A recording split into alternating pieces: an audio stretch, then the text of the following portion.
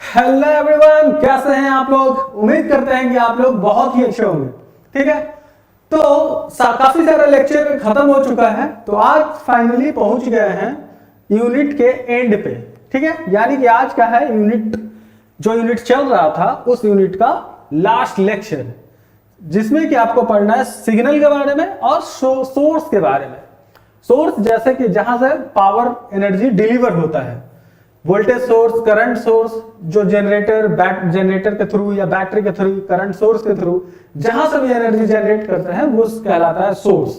ठीक है, या तो वोल्टेज सोर्स हो सकता है, करंट सोर्स होता है। ठीक है, उसके बाद बात करेंगे, उससे पहले ही बात करेंगे सिग्नल्स की। ठीक है, तो सिग्नल क्या होता है। सिग्नल क्या है? सिग्नल एक फिजिकल क्वांटिटी को प्रेजेंट करने का तरीका है। ठीक है, जैसे कि टेम्परेचर को आप ग्राफ के तरीके से दिखा सकते हैं, वोल्टेज के मैग्नीट्यूड को, वोल्टेज के हर पल के मैग्नीट्यूड को आप ग्राफ टाइम के रिस्पेक्ट में आप इसका ग्राफ बना सकते हैं। हर चीज को हम ग्राफ पे प्लॉट कर सकते हैं। तो सिग्नल वही चीज है, सिग्नल इज एवरीवेयर, सिग्नल हर जगह है, बस उसको ग्राफ में प्लॉट कर दीजिए तो वो होता है सिग्नल। जैसे कि अलार्म क्या है, अलार्म भी एक सिग्नल है, एवरीथिंग इज अ सिग्नल। तो चलिए सिग्नल को हम आगे एक्सप्लोर करते हैं, चलते हैं, आगे बढ़ते हैं। ठीक है, तो signal can be understood as a representation that gives some information about the data present at the source from which it is produced. This is usually time varying, hence a signal can be source of energy which transmits some information. This can easily be represented on graph। जो सबसे important line है कि इसको graph पे represent कर सकते हैं। Signal क्या होता है? सिग्नल बेसिकली एक इंफॉर्मेशन है और तो कुछ है नहीं। इंफॉर्मेशन किसी भी रूप में आपको दे सकता है, जैसे कि कोई भी टेम्परेचर है, टेम्परेचर आप सेंस कर पा रहे हैं। आप मान लीजिए आपको ठंड लग रही है, मान लीजिए आपको गर्मी लग रही है, तो वो क्या है, आप सेंस कर पा रहे हैं, वो कुछ ना कुछ सिग्नल दे रहा है आपको।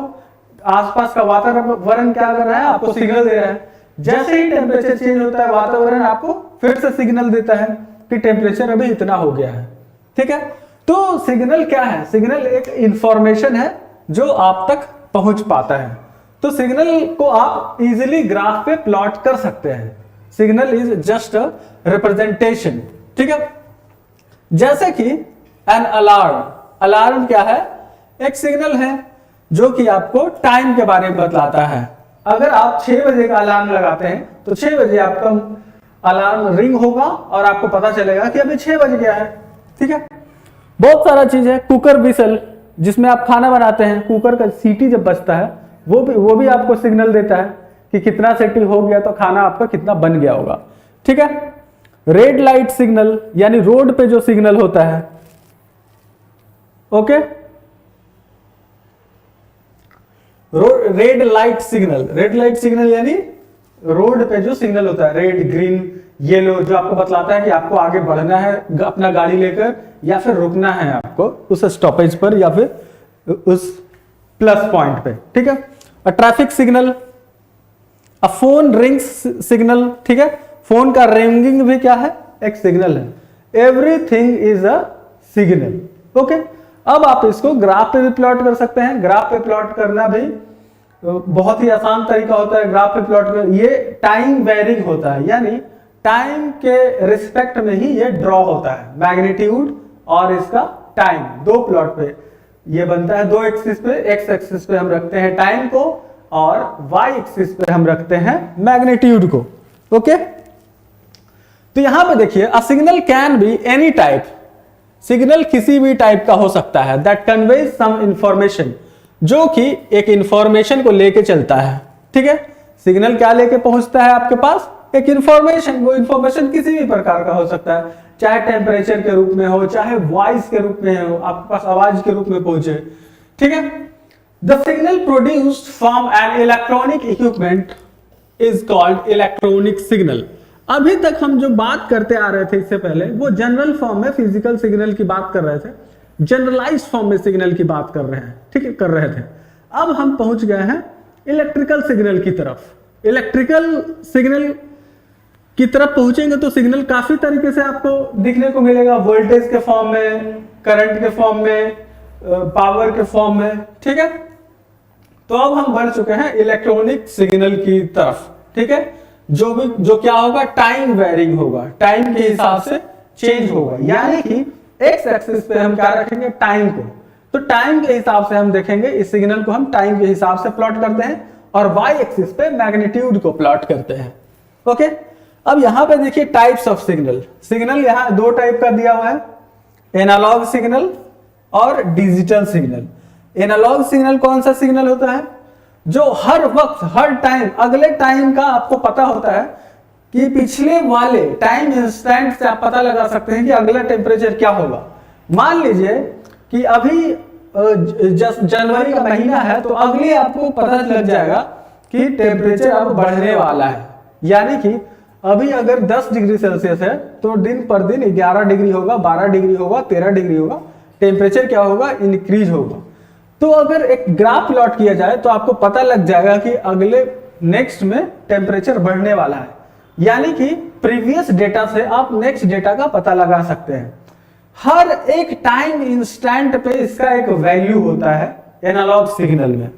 लेकिन डिजिटल सिग्नल क्या होता है, डिजिटल सिग्नल में आप पिछले को देखकर आगे वाले इंस्टेंट का पता नहीं लगा सकते हैं।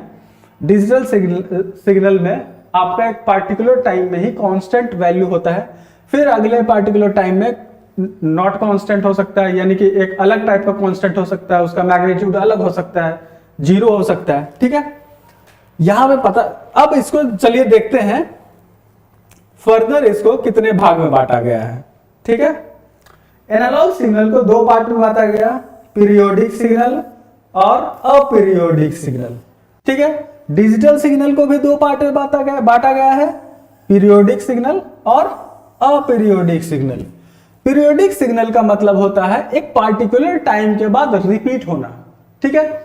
अब हम बात करेंगे पूरे तरीके से, जैसे कि कोई टेम्परेचर की बात करते हैं, एक मंथ कोई ले लेते हैं, चलो जून मंथ ले लेते हैं। जैसा कि आपको पता है जून के महीने में गर्मी होता है, मान लेते हैं दिन भर टेम्परेचर रहता है 45 और रात में हो जाता है 40, ठीक है। फिर अगले दिन 40, फिर दिन में 45, रात में 40, दिन में 45, रात में 40। तो ये क्या अल्टरनेटिव आपको पता चल रहा है, 45 40 45 40 45 40, ये आपका टेम्परेचर है, ठीक है, जो कि एक पार्टिकुलर टाइम पीरियड पे चेंज हो रहा है। 12 घंटा ये 45, 12 घंटा 40, 12 घंटा 45, 12 घंटा 40। तो आपको पता चल रहा है कि इसका ग्राफ जब बनेगा एक पार्टिकुलर टाइम पीरियड पे रिपीट हो रहा है, 40 45 40 45 40 45। तो इस टाइप का सिग्नल को बोलते हैं पीरियोडिक सिग्नल, ठीक है। और इसको बोलते हैं नॉन पीरियोडिक सिग्नल या फिर अपीरियोडिक सिग्नल, जिसका कि कोई एक पार्टिकुलर टाइम पीरियड पर रिपीटिशन ही नहीं है, कोई इसका टाइम पीरियड ही नहीं है जहां पे इसको पता लगा पाए कि यह रिपीट हो रहा है। अभी 45 डिग्री टेम्परेचर हो तो फिर उसके बाद अचानक से 10 डिग्री हो जाए, तो अचानक जहां पे आप प्रिडिक्ट ना कर पाए कि इसका पे है, इसका जो है पार्टिकुलर टाइम पीरियड पे रिपीट हो रहा है इसका ग्राफ, तो ये होता है अपीरियोडिक। ये दोनों में पाया जाता है, एनालॉग में भी पीरियोडिक और अपीरियोडिक होता है, और डिजिटल में भी पीरियोडिक और अपीरियोडिक होता है। ओके, इतना समझ में आ गया सिग्नल के बारे में। सिग्नल दो टाइप का होता है, एनालॉग सिग्नल और डिजिटल सिग्नल। फर्दर इसको दो भागों में बांटते हैं, पीरियोडिक सिग्नल और aperiodic signal. Okay, next analog signal and digital signal के बारे में बात करते हैं, ठीक है। A continuous time varying signal.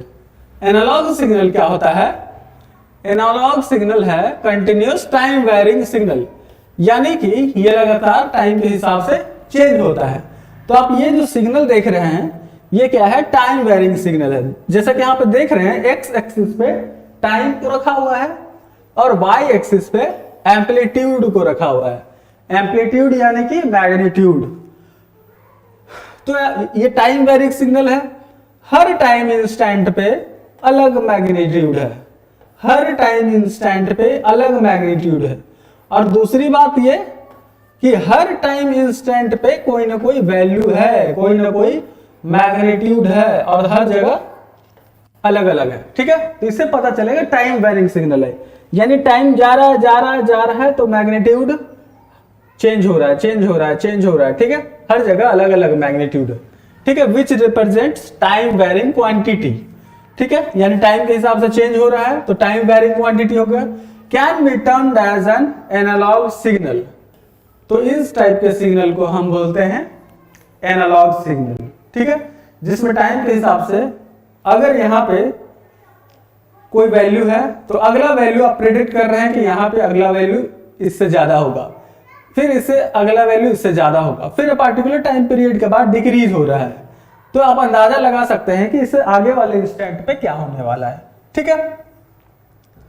This signal keeps on varying with respect to the time, यह सिग्नल क्या होता है, टाइम के रिस्पेक्ट से टाइम के रिस्पेक्ट में चेंज होता रहता है, ओके, आप देख रहे हैं लगातार ये चेंज होता जा रहा है, ठीक है, according to the instantaneous value of quantity which represents it, ठीक है, तो यहाँ पर ये देख रहे हैं एनालॉग वाला, ये पूरा का पूरा आपको एनालॉग की जानकारी दे रहा है, हर टाइम इंस्टेंट में एक वैल्यू है, ओके। तो अब बात करते हैं डिजिटल की, ओके, अब बात करते हैं डिजिटल की, ठीक है। अ सिग्नल, इसको पहले डिलीट कर देते हैं,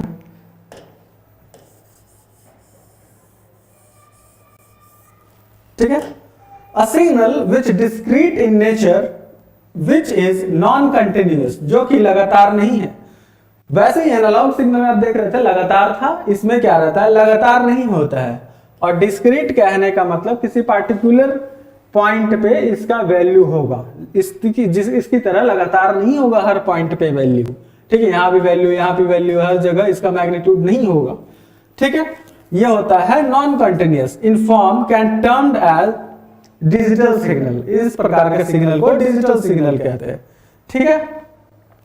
this signal has invalid value individual values, इस सिग्नल के पास इंडिविजुअल वैल्यू होता है, यानी कि अपना अपना हर टाइम में एक अपना पार्टिकुलर वैल्यू होगा, जैसे कि इस सिग्नल में लगातार हर पार्टिकुलर पॉइंट पे वैल्यू होता, यहाँ पे इंडिविजुअली हर पॉइंट पे अलग वैल्यू है, यानी कि एक पार्टिकुलर टाइम पीरियड में एक पार्टिकुलर वैल्यू है जो कि कांस्टेंट टाइम में है, ठीक है, denoted separately which are not based on previous values, ठीक है, as if they are derived at the particular instant time, जैसा कि यहां पे आप पता नहीं लगा सकते हैं कि ये यहां पे कांस्टेंट है, कांस्टेंट है,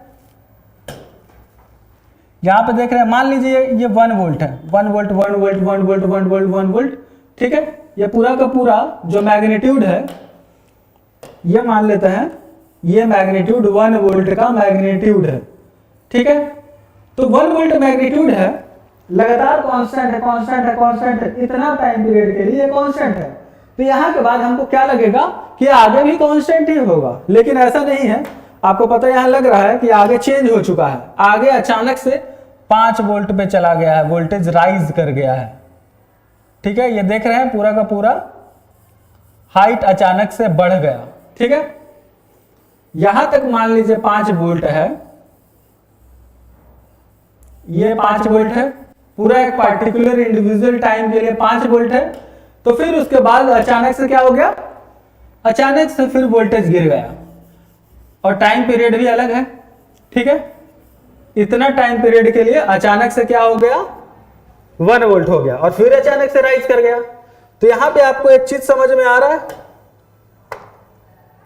कि यहां पे प्रिडिक्ट नहीं कर सकते हैं, ठीक है, कि अगला आगे कितना राइज करने वाला है या नहीं राइज करने वाला है, ठीक है, जैसे कि यहां पे आप प्रिडिक्ट कर पा रहे थे कि यहां इतना राइज किया है तो उसके बाद इससे थोड़ा राइज करेगा, इससे थोड़ा राइज करेगा, एक प्रिडिक्शन था, ठीक है, ये है एनालॉग में, ये है एनालॉग के बारे में पता चलता है, ठीक है, लेकिन डिजिटल में एक पर्टिकुलर टाइम पीरियड पे क्या हो रहा है, कांस्टेंट वैल्यू है, ठीक है, तो ये है आपका डिजिटल, ठीक है, डिजिटल जो वैल्यू होता है प्रीवियस पे डिपेंड नहीं करता है, प्रीवियस वैल्यू पे, ठीक है, प्रीवियस कुछ भी हो सकता है, 0 से अचानक से 1 हो जाएगा, 1 से 1 वोल्ट, एक पार्टिकुलर टाइम पीरियड के लिए फिर 2 वोल्ट, ठीक है। नेक्स्ट अब बात करते हैं पीरियोडिक सिग्नल और अपीरियोडिक सिग्नल की। जैसा कि आपको एक बार समझा चुके हैं कि पीरियोडिक सिग्नल क्या होता है, एक पार्टिकुलर टाइम पीरियड पर रिपीट होता है, और अपीरियोडिक सिग्नल का कोई पार्टिकुलर टाइम पीरियड नहीं होता है। ठीक है, तो यहां पे देखो, any analog that repeats pattern over a period of time is called periodic signal. अब यहां पे आप देख रहे हैं, यहां से चला,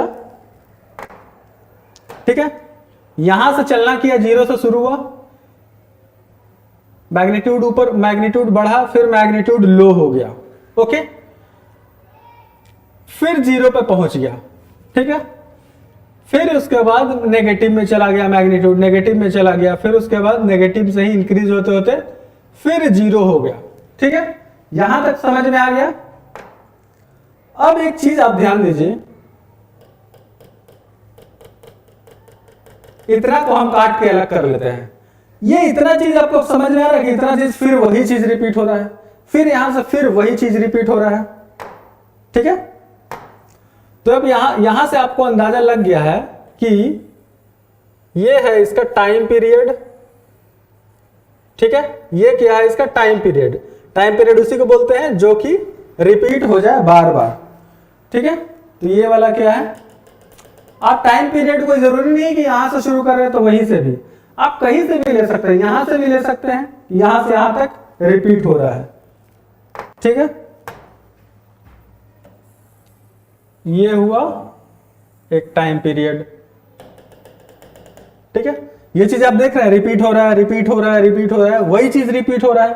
ठीक है, जैसे कि इस डायग्राम में रिपीटिशन लिया गया है, इसको, इस पार्ट को रिपीटिशन लिया गया है इस डायग्राम के अकॉर्डिंग, ये 1 साइकिल इसको बताया गया पीक टू पीक।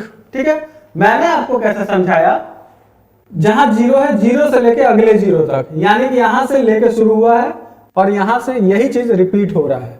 ओके, समझ में आ गया। अब इसके अकॉर्डिंग बात करें तो ये पीक टू पीक लेकर चला है। ठीक है, पीक टू पीक,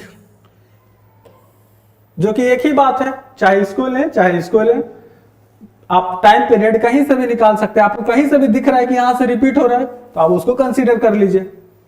ठीक है, any analog that does not repeat, अब बात कर रहे हैं अपीरियोडिक सिग्नल की, जो कि रिपीट नहीं होता है। Okay, any analog signal that does not repeat pattern over a periodic signal. ठीक है, तो यहां पे देखिए, अब कुछ पता नहीं चल रहा है कि रिपीट हो रहा है कि नहीं। ठीक है, चलिए शुरू करते हैं। पीक टू पीक अगर यहां लेते हैं, पीक टू पीक, तो क्या यह चीज रिपीट हो रहा है? नहीं, ऐसा कुछ नहीं रिपीट हो रहा है। यहां कुछ और है पीक टू पीक, फिर वही टाइम डिस्टेंस पे लेते हैं तो कुछ नहीं है यहाँ पे। ठीक है, यानी यहाँ पे कोई रिपीटिशन नहीं है, कोई एक पार्टिकुलर फॉर्मेट नहीं है जहां से कि ये रिपीट हो रहा है। तो यहाँ पे कोई पार्टिकुलर टाइम पीरियड नहीं है, कोई रिपीटेशन नहीं है, तो ये हो गया अपीरियोडिक सिग्नल। ओके, या फिर नॉन पीरियोडिक सिग्नल। ओके, ये है पीरियोडिक सिग्नल और अपीरियोडिक सिग्नल में कुछ डिफरेंस। तो चलिए इसको देख लेते हैं। A signal which repeats itself after a specific interval of time is called periodic signal. Okay, a signal which does not repeat, वो हो गया aperiodic signal. A signal that repeats pattern over a periodic signal, वो हो गया periodic signal, जो repeat हो रहा है पैटर्न में। ठीक है, ये नहीं रिपीट हो रहा है पैटर्न में, वो हो गया aperiodic. They can be represented by mathematical equation. ठीक है, पीरियोडिक ग्राफ को हम, पीरियोडिक सिग्नल को हम मैथमेटिकली रिप्रेजेंट कर सकते हैं। ये हुआ इंपॉर्टेंट पॉइंट, इसे मैथमेटिकली रिप्रेजेंट नहीं कर सकते हैं, can not. Okay, their value can be determined at any point. ठीक है, इसमें क्या है, किसी भी पॉइंट पे उसके वैल्यू को डिटरमिन कर सकते हैं। ठीक है, their value can not be determined, aperiodic signal में डिटरमाइन नहीं कर सकते हैं। ठीक है, ये क्या होता है, डिटरमिनिस्टिक सिग्नल होता है। पीरियोडिक सिग्नल क्या होता है, डिटरमिनिस्टिक सिग्नल होता है, और ये होता है अपीरियोडिक रैंडम सिग्नल, कहीं पे भी कुछ भी आ जाता है। ओके, इसका एग्जांपल है साइन वेव, इसका एग्जांपल है sine wave, cosine wave, square wave, sawtooth wave, ठीक है। इसका example sound signal. Sound signal अगर जैसे कि हम कुछ बोलते हैं तो उसका ग्राफ तो रैंडमली कुछ भी वो आ रहा होगा, ठीक है। अब इसका आप डायग्राम देख लीजिए।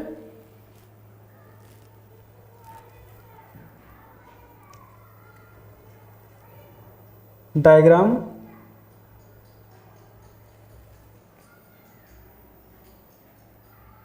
नहीं दिख रहा है, कटा हुआ है डायग्राम, ओके। तो पीरियोडिक सिग्नल का डायग्राम तो आपको बता ही चुका है इसके पिछले वाले स्लाइड में, ठीक है। आप पीरियोडिक का भी डायग्राम आपको बता दिया पिछले वाले ग्राफ में, ठीक है। तो वो देख के आप बना लीजिएगा और ये पूरा आप नोट कर लीजिएगा, ठीक है। अब बात करते हैं अल्टरनेटिंग करंट के ऊपर। अल्टरनेटिंग करंट, अल्टरनेटिंग से आपको पता चल रहा है कि कुछ अल्टरनेट हो रहा है, कुछ यानी एक के बाद कुछ चेंज होना, ठीक है। अब बात करते हैं एसी की, ठीक है। द एसी यानी कि alternating current changes its polarity and magnitude periodically and continuously with respect to time. The AC can be produced with a device named alternator that produces the alternating current. Alternating कौन produce करता है? Alternator, जो कि एक generator होता है, ठीक है। और ये क्या होता है? अपना पोलैरिटी चेंज करता है। पोलैरिटी चेंज का मतलब ये है आपका अल्टरनेटिंग सिग्नल, जो कि हर टाइम पे वैल्यू पे एक चेंज हो रहा है, ठीक है। चेंज हो रहा है तो आप यहां पे देखिए, यहां पे पॉजिटिव है ऊपर वाला हाफ, तो नीचे वाला हाफ नेगेटिव, ठीक है। तो इसका पोलैरिटी चेंज हो रहा है कि नहीं हो रहा है, ठीक है। इसका मैग्नीट्यूड ऊपर की तरफ पॉजिटिव है तो दूसरे हाफ में नेगेटिव मैग्नीट्यूड, ठीक है। तो ये पीरियोडिकली सब चलता रहता है। मान लीजिए यहाँ पे और इस सिग्नल को आगे बढ़ाएं तो इस सिग्नल को और आगे बढ़ाते हैं, ठीक है। तो ये क्या होगा? पीरियोडिकली चेंज होगा।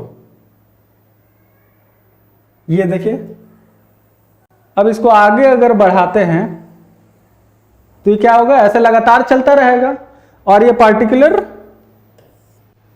ये बार बार रिपीट हो रहा है, बार बार रिपीट हो रहा है। तो ये पीरियोडिक होता है और बार बार होता है, बार बार पॉजिटिव नेगेटिव पोलैरिटी चेंज होता रहता है। मैग्नीट्यूड एक बार पॉजिटिव एक बार नेगेटिव, ये चेंज होता रहता है। तो ये है alternating current, okay.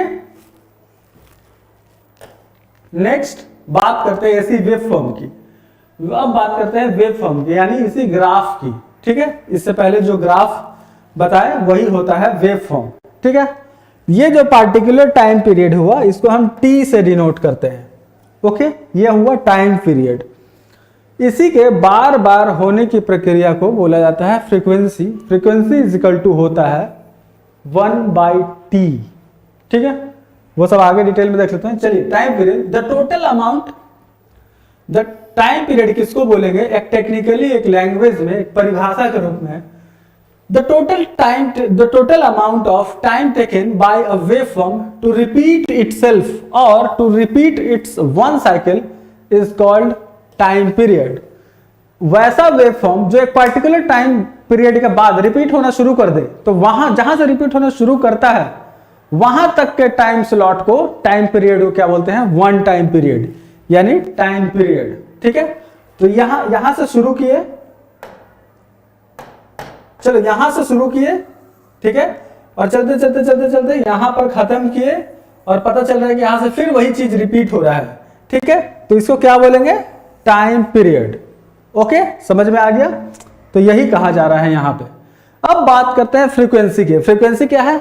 The rate at which wave form repeats itself is called frequency, और you can say the number of times the waveform repeats in 1 second.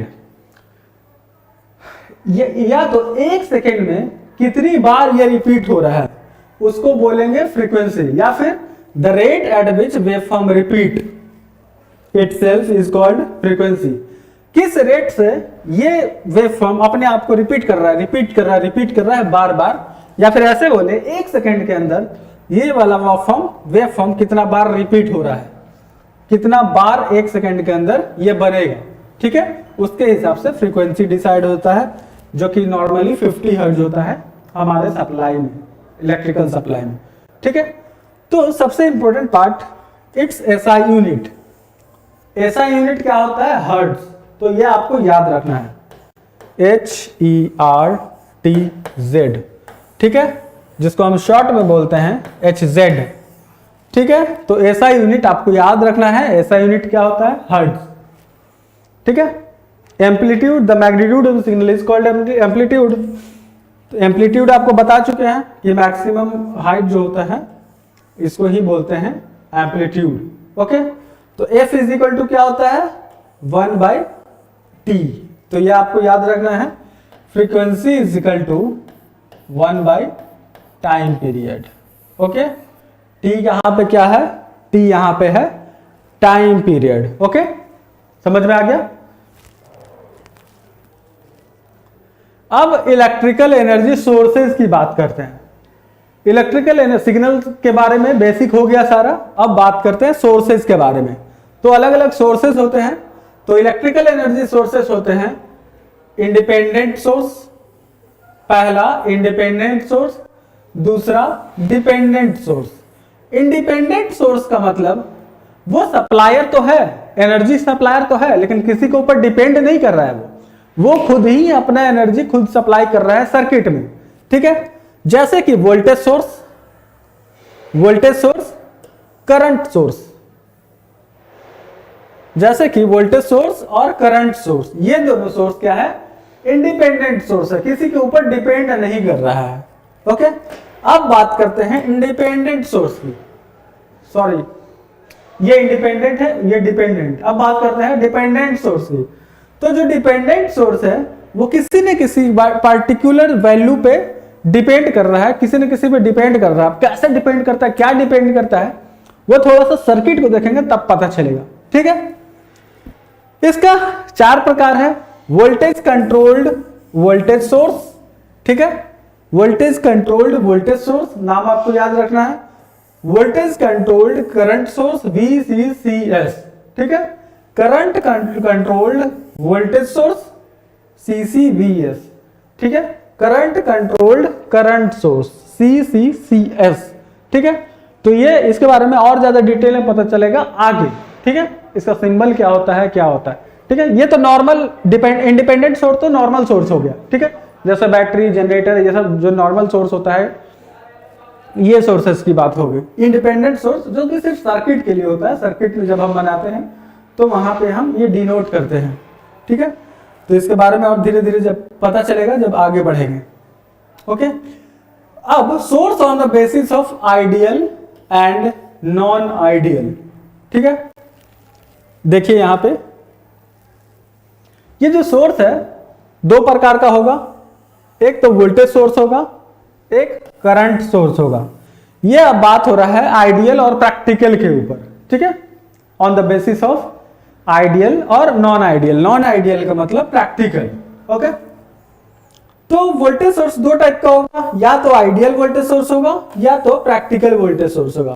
Practical का मतलब non ideal. Okay, current source भी 2 ही type होगा, या तो ideal current source होगा या तो प्रैक्टिकल करंट सोर्स होगा। सिंपल। तो ये वाला क्लासिफिकेशन बहुत सिंपल है, इसमें कुछ समझने के लिए तो है ही नहीं। अब यहां पे देखिए बात करेंगे सिर्फ और सिर्फ आइडियल वोल्टेज सोर्स की। ओके, तो आइडियल वोल्टेज सोर्स में देखिए पूरा का पूरा आइडियल वोल्टेज सोर्स। ठीक है, an ideal voltage source is voltage source that supply constant voltage. Ideal voltage source का मतलब था जिसमें कोई लॉसेज नहीं होगा, किसी भी इंटरनल रेजिस्टेंस को कंसीडर नहीं करेगा, वो सीधा के सीधा सप्लाई करेगा। ठीक है, कोई लॉसेज नहीं होगा internally. An ideal voltage source is voltage source that supply constant voltage to a circuit despite the current which the circuit draws। यानी सर्किट जो अपना करंट लेता है या वोल्टेज लेता है उसके अलावा कोई एक्स्ट्रा ड्रॉप नहीं होता है इसमें आइडियल में। Okay, an ideal voltage source has a zero internal resistance. Important point, जो ये सब जो चीज होता है ना, जीरो इंटरनल रेजिस्टेंस, ये सब इमेजिनरी होता है। आइडियल कहने का मतलब, हम आइडियल का मतलब होता है हमेशा मान के चलते हैं, ऐसा अज्यूम करके चलते हैं। न्यूमेरिकल को हैंडल करने के लिए। ओके, आइडियल का मतलब एकदम बेस्ट, जो कि ऐसा होता नहीं। Okay, being that the source has zero internal resistance, none of the power is wasted due to the internal resistance। Ideal voltage source है ये, तो इंटरनल रेजिस्टेंस को हम जीरो करके लेके चल रहे हैं, तो जीरो लेके चलेंगे तो पावर तो कुछ इंटरनली पावर तो कुछ वेस्ट होगा नहीं। ठीक है, जो भी सप्लाई जाएगा सीधा का सीधा सर्किट में जाएगा। ठीक है, the ideal voltage source can be 100% efficient drop all of the voltage across the load. ठीक है, पूरा का पूरा 100% एफिशिएंट होगा, यानी कि बैटरी पूरा का पूरा जो सप्लाई करेगा पूरा का पूरा लोड को ही करेगा। जैसे कि यहां पे आपको दिखाया गया है REN यानी जीरो इंटरनल रेजिस्टेंस, यानी कि यहां पे कोई भी रेजिस्टेंस नहीं है। यहां रेजिस्टेंस बनाकर तो दिखाया गया है डायग्राम में, लेकिन यहां पे कोई रेजिस्टेंस नहीं है। ओके, रेजिस्टेंस क्या है? जीरो। तो ये बस बनाकर ऐसे ही दिखाया हुआ है। ओके, तो इसको यहां पे हम जीरो है तो इसको शॉर्ट कर देते हैं। ओके, हो गया, यहां पे कोई रेजिस्टेंस नहीं है, रेजिस्टेंस कितना है? जीरो। ठीक है, ये कितना वोल्ट सप्लाई कर सकता है ये बैटरी? 1.5 वोल्ट। कितना वोल्ट सप्लाई कर सकता है? 1.5 वोल्ट सप्लाई कर सकता है। तो यहां तो कोई रेजिस्टेंस, इंटरनल रेजिस्टेंस है नहीं। क्यों नहीं है इंटरनल रेजिस्टेंस? क्योंकि ये आइडियल वोल्टेज सोर्स है। ओके, ये पूरा का पूरा जो डायग्राम दिखाया गया है, ये जो गया है पूरा का पूरा बैटरी है। ओके, ये पूरा का पूरा बैटरी है।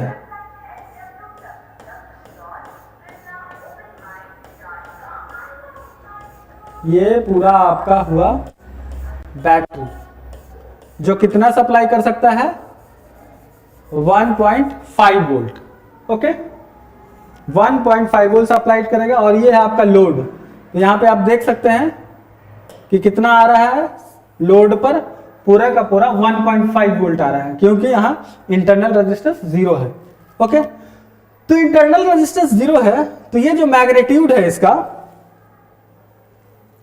तो ये जो मैग्नीट्यूड होगा इसका कितना होगा? 5 वोल्ट, सॉरी 1.5 वोल्ट। 1.5 वोल्ट, ये कितना मैग्नीट्यूड है इसका? 1.5 वोल्ट। पूरा का पूरा लोड पर 1.5 वोल्ट पहुंच रहा है। ठीक है, 1.5 वोल्ट एकदम कांस्टेंट 1.5 वोल्ट, 1.5 वोल्ट कांस्टेंट। ठीक है, क्योंकि कोई लॉसेस यहां पे नहीं है। ये है पूरा का पूरा आइडियल वोल्टेज सोर्स। ओके, अब चलिए देख लेते हैं नेक्स्ट नॉन आइडियल यानी कि प्रैक्टिकल वोल्टेज सोर्स। प्रैक्टिकली आप यहां पे देख रहे हैं, यहां पे रेजिस्टेंस बनाया हुआ है। ओके, यहां पे रेजिस्टेंस बना हुआ है, ये रेजिस्टेंस क्लियरली आपको दिख रहा है। ये हुआ रेजिस्टेंस दिखाई दे रहा है, जो कि क्लियरली आपको कितना का रेजिस्टेंस है? 1 ओम का रेजिस्टेंस दिखा रहा है। और ये जो बैटरी है वो कितना सप्लाई कर सकता है? 1.5 वोल्ट सप्लाई कर सकता है। 1.5 वोल्ट इधर से निकलेगा, कुछ तो रेजिस्टेंस भी तो खा जाएगा ना। वो कितना खा रहा है? 0.17 वोल्ट का ड्रॉप हो रहा है, यानी कि यहां से 1.5 वोल्ट निकला और 0.17 वोल्ट ये खुद खा गया। ठीक है, इंटरनल रेजिस्टेंस की वजह से कुछ पावर उसमें ही लॉस हो गया। ओके, अब यहां पे क्या पहुंचा लोड के पास? लोड के पास पहुंचा 1.33 वोल्ट, यानी कि 1.5 वोल्ट में से 0.17 वोल्ट घटा दीजिए, क्योंकि वो खुद खा गया इतना बैटरी का इंटरनल रेजिस्टेंस। तो ये हुआ रियल वोल्टेज सोर्स प्रैक्टिकल। ठीक है, जो कि हम नॉर्मली नहीं कंसीडर करके चलते हैं। ओके, ये सब हम न्यूमेरिकल बनाने के लिए करते हैं। ठीक है, ये सब आइडियल लेके चलते हैं। ओके, तो इसका ग्राफ कैसे बनेगा? इसका ग्राफ ओरिजिनली मैग्नीट्यूड, जितना बैटरी का मैग्नीट्यूड होगा 1.5 वोल्ट, उससे तो लोड पे कम ही पहुंचेगा। ठीक है, तो ये डिक्रीज कर गया सर्किट पे पहुंचने से पहले। नेक्स्ट, ये है सिंबल वोल्टेज सोर्स का। आइडियल वोल्टेज सोर्स का सिंबल ये आपको तो पता ही होगा, इस तरह से डिनोट करते हैं बैटरी को, चाहे ऐसा डिनोट कर ले प्लस माइनस गोल बना के या फिर ऐसे लाइन खींच के, ये तो सिंपल सी बात है। और नॉन आइडियल वोल्टेज सोर्स में क्या करते हैं, एक रजिस्टर लगाता है। ये कौन सा रजिस्टर है, इंटरनल रेजिस्टेंस। ओके, ये है इंटरनल रेजिस्टेंस बैटरी का, इंटरनल रेजिस्टेंस। ओके, या फिर इसको ऐसे भी डिनोट कर सकते हैं,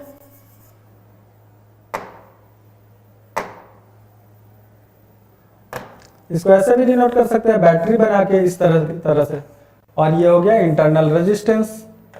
इस प्रकार से भी आप डिनोट कर सकते हैं। ये हो गया R यानी इंटरनल रेजिस्टेंस, और ये हो गया आपका वोल्ट बैटरी का जो भी पावर होगा। ऐसे डिनोट कर ले या ऐसे डिनोट कर ले, आइडियल वोल्टेज को ऐसे डिनोट कर ले या फिर ऐसे डिनोट कर ले, एक ही बात है।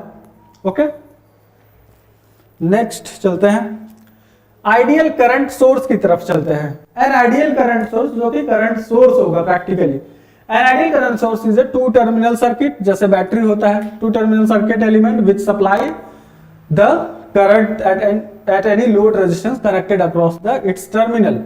ठीक है, तो वही सेम चीज है, इसमें क्या होगा, इनफाइनाइट रेजिस्टेंस होगा। ठीक है, पैरेलल में। तो यहां पे एक रेजिस्टेंस है जो कि इनफाइनाइट है। सिंपल सा बात है, जो एयर है यहाँ पे बनाकर ऐसे नॉर्मली दिखा रहे हैं आपको, वैसे वहां पे है नहीं है, तभी तो इनफाइनाइट रेजिस्टेंस है। तो एयर का रेजिस्टेंस क्या होता है, इनफाइनाइट ही तो कंसीडर करके चलते हैं ना। तो ये अभी ऐसे ही बनाकर दिखाया गया है आपको, ठीक है, ताकि आपको समझ में आए। ठीक है, तो यहाँ पे क्या है, पैरेलल में इससे क्या है, इनफाइनाइट रेजिस्टेंस, और ये हो गया सिंबल किसका, करंट सोर्स का। ठीक है, तो जो करंट सोर्स लोड के पास जो सप्लाई होगा, मान लीजिए इसका लोड है, तो लोड के पास जो करंट सप्लाई होगा, आई करंट, यहां से आई करंट निकला है तो आई करंट ही सप्लाई होगा। तो कांस्टेंट, सिंपल से, कोई तो लॉस हुआ नहीं, तो पूरा का पूरा मान लीजिए कि यहां से आई इक्वल टू 5 एम्पियर निकला है, तो लोड के पास कितना पहुंचेगा, 5 एम्पियर ही पहुंचेगा, यानी पूरा का पूरा मैग्नीट्यूड जो है कांस्टेंट रहेगा 5 एम्पियर पर, कोई लॉस नहीं हो रहा है। ओके, नेक्स्ट, ये है आपका नॉन आइडियल करंट सोर्स, जिसमें कि पैरेलल में एक रेजिस्टेंस लगा हुआ है एक पर्टिकुलर वैल्यू का, सर्टेन वैल्यू का, लेकिन इसके पहले वाले में इनफाइनाइट था। ठीक है, जो दिख नहीं रहा था आपको, दिखाने की जरूरत ही नहीं है क्योंकि इनफाइनाइट है, वो था आइडियल। ठीक है, जो कि हम न्यूमेरिकल बनाते तो वही कंसीडर करके चलते हैं, आइडियल वाला। ठीक है, और यहाँ पे एक certain practical current source determined some resistance. ठीक है, यहाँ का मेन इंपॉर्टेंट पॉइंट क्या है कि यहाँ सम रेजिस्टेंस होगा, यानी कि कुछ छोटा सा वैल्यू यहाँ पे होगा या बड़ा सा वैल्यू, जो भी वैल्यू होगा यहाँ पे रेजिस्टेंस लगा रहेगा, जिसकी वजह से लोड में जब ये लोड वाला रेजिस्टेंस बना रहा है, ठीक है, ये है लोड। ठीक है, लोड में जब करंट जाएगा तो कुछ करंट इसमें भी जाएगा, उसके बाद लोड में जाएगा। ठीक है, तो लोड के पास तो करंट का मैग्नीट्यूड घट गया ना। ठीक है, होना चाहिए था इतना आइडियल के अकॉर्डिंग, लेकिन घट गया। क्यों घट गया, क्योंकि यहाँ पे पैरेलल में रेजिस्टेंस लगा हुआ है। अगर इनफाइनाइट रेजिस्टेंस होता तो फिर तो इसमें करंट जा ही नहीं पाता, यहाँ पे करंट जाता ही नहीं, जो कि पिछले वाले में आइडियल में इनफाइनाइट रेजिस्टेंस था। ओके, अब चलते हैं करंट सोर्स का सिंबल की तरफ। तो ये आइडियल करंट सोर्स का सिंबल है। ठीक है, और ये है नॉन आइडियल का। नॉन आइडियल में क्या होता है, रेजिस्टेंस लगा होता है। ठीक है, यही हुआ पूरा का पूरा करंट सोर्स का सिंबल, जो कि प्रैक्टिकल है, यानी कि नॉन आइडियल। ओके, नेक्स्ट, अब डिपेंडेंट वोल्टेज सोर्स की बात करते हैं। यह है डिपेंडेंट वोल्टेज सोर्स का सिंबल। ओके, कोई दिक्कत यहां पे, ये टेढ़ा हो गया। The dependent voltage source is 4 terminal device. ये एक 4 टर्मिनल डिवाइस है। ठीक है, whose output voltage is controlled, जिसका आउटपुट वोल्टेज कंट्रोल इधर बाय सर्किट करंट से कंट्रोल होता है, या तो सर्किट का वोल्टेज से कंट्रोल होता है। ठीक है, the output voltage is dependent on the input voltage. अरे यार, इनपुट वोल्टेज और current flowing in the circuit. तो इन सबके ऊपर डिपेंड करता है, ठीक है। ये ओरिजिनली ये सप्लाई नहीं करता, this is not a supplier, ठीक है। ये वो वोल्टेज सोर्स है जो कि डिपेंड करता है कुछ न कुछ पर, ठीक है। या तो आई पर डिपेंड करेगा या तो वी पर डिपेंड करेगा, ठीक है। इसीलिए इसको बोला जाता है डिपेंडेंट वोल्टेज सोर्स।